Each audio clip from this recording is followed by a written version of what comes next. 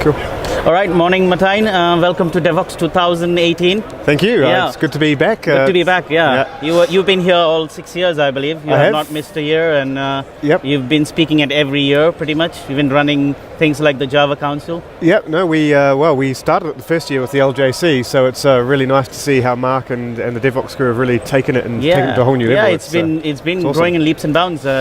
We started 450 attendees, I remember, at the reception over there, and we are now on to close to 1,200. Yeah, so that's more than doubled. Yeah, so that's really good. Cool. So tell me a little bit more about. I'm sure you're hearing about all the buzz about LTS and 6 months cadence and bloody blah of all the Java 9 thing. So maybe give me like a few pointers on things you're hearing a lot. And we won't discuss too much about it. Okay, because so everybody's talking about it anyways. Yeah, so I think what the situation is that the support policy around LTS releases is a little bit unclear in terms of what you get for unpaid support and what you get for paid support by Oracle. And to kind of fill the gap in the meantime, other OpenJDK vendors like IBM, Azure, Red Hat have sort of stepped in with their official support policies. Again, some unpaid, some paid. And we as a community started Adopt OpenJDK, so you can go to adoptopenjdk.net, where we will provide purely free OpenJDK binaries for a long-term service release, so for up to 4 years. Sure. And we're just doing that just to make sure that any gaps are filled until the sort of vendor situation settles down a bit and we get a clearer picture. Yeah, so that helps with the community, with the binaries that would normally depend on the vendors to produce, and also because the versions are going to go out of support in such a way that they might even not get patches on security and other things. Yep. And so is the Adopt OpenJDK planning to do something of that? Yeah, so for the LTS releases, we will backport security patches. We will make sure the security patches are put into the upstream projects, and then they'll come back down to our official binary. So we don't plan on forking Java in any way, shape, or form. We just plan to, help fix patches in the upstream project, and then get the binary downstream. But look, the build farm we're putting together, it's got 250 volunteers from every vendor, including Oracle as well, and it's been a fantastic year-long project so far to get this going. So it looks like, even no matter what the decisions have been on the LTS and the migration and all the other fronts, that there are things happening unrelated, not instigated by any of these decisions that can come and cement maybe in time to come. Yeah, the original idea of the build farm was to provide simply an open place and an open set of infrastructure as code that all the vendors could share to actually build OpenJDK, because they all do the same things internally, and it was just a great waste of resources, right? Yeah. It has just happened to so coincide with the decision for the new 6-month release cadence and the LTS cycle that the binaries we produce, which are very, very well tested, can fill that gap for whoever needs to. Sure. Do you want to also say a little bit about so there's a lot of talk. So the LTS kind of has a solution and maybe not a solution for everybody, but there's also discussions about migration, the speed at which the releases are coming. The 6 months cadence was never done before and in the last 20 years.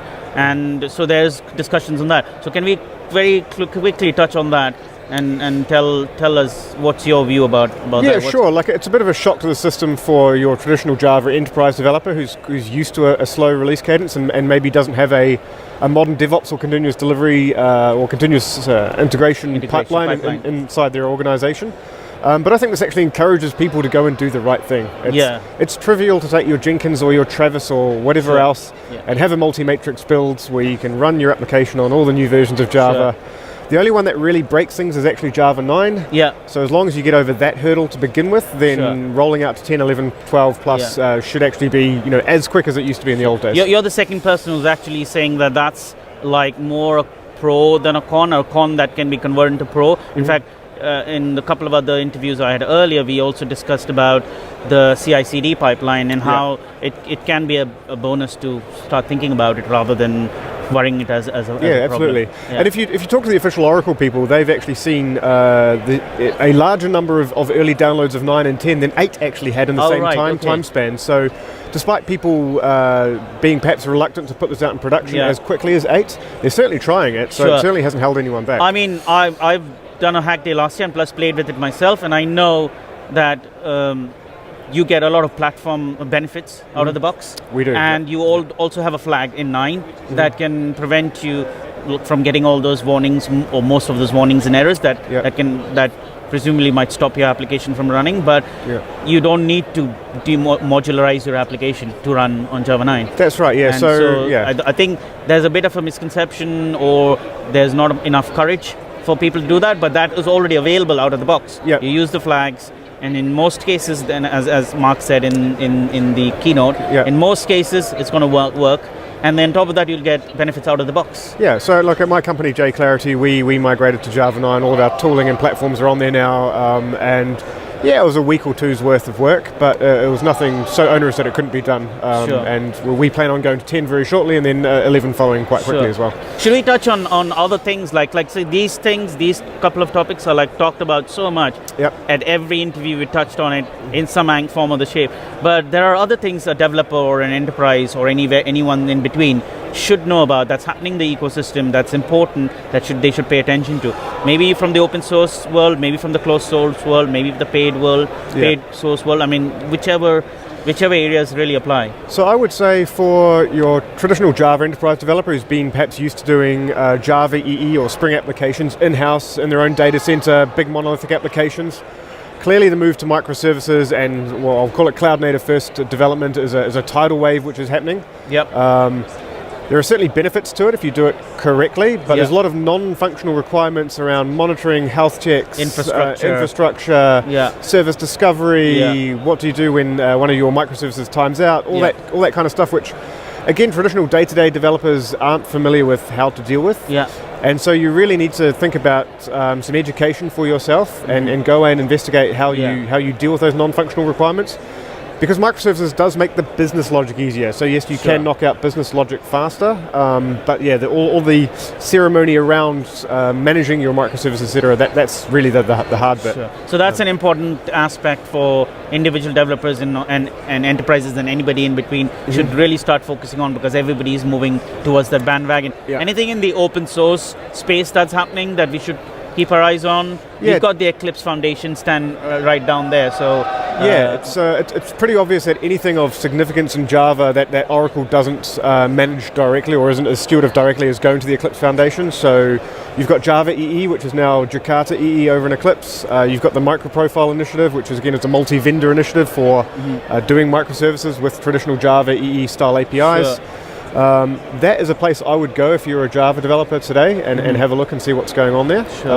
It's moving very, very quickly, which is a nice change of pace from the old Java standards way of doing things. There's more things that have gone open source, right? From IBM, from Oracle, and maybe from other vendors. That's right, yep. So Oracle have open source Mission Control and their Flight Recorder, which were both very powerful performance management and telemetry tools that they had internally. So that really now means that OpenJDK and Oracle JDK are line for line identical. With 10, they also open sourced the root CA certificates. That's right, which then makes the OpenJDK builds easier. You don't have to pull the CA certs in from a different place, which was always a bit painful. So the binaries are coming closer and getting aligned. That's right, And IBM have donated their JVM runtime, the J9, which is now Eclipse Open J9, and that's actually proven to be quite popular. It's had millions of downloads, and people are primarily looking at it for running Java in a container. So Open J9 out of the box probably behaves a little bit nicer in the Docker world than Oracle or OpenJDK does with Hotspot. If you're a container-based developer, then OpenJ9 is a strong thing to go look at. So overall, there's a lot of movements going on. Some good, some in between, some exciting, and we are back on our toes, starting to learn all over again, because whatever we knew in the last 20 years is, I think, most of it is obsolete. We've got to start all over again. Java developers in particular will have to learn to reinvent themselves, where I think developers in newer language communities like Node.js have always kind of had this modern world where they've operated in. It is time for re-education. It's time for hitting those books and. But also at the end of the day, it's not necessary to have microservices. You could still live with the monolith. Absolutely. If your monolith is like a microservice. It's horses for courses, as they say. So it's different use cases, right? If it doesn't apply to you, don't try to reinvent the wheel or make it overcomplicated for yourself. Not everybody is Netflix. Exactly, that's right. Cool. So that's good coverage. Thanks, Martijn, for your insight, and I hope you're going to enjoy the rest of the the talks today. You're also presenting. I am presenting at 2 o'clock on migrating to Java 9, ironically enough. Oh, okay. And then I'll be doing the closing keynote, which is otherwise known as the Java Entertainment Show, at about 5 o'clock. The Java Council. Yep. So Sounds looking good. forward to that. Cool. Thanks, Martijn, for your time. Cheers. Cheers.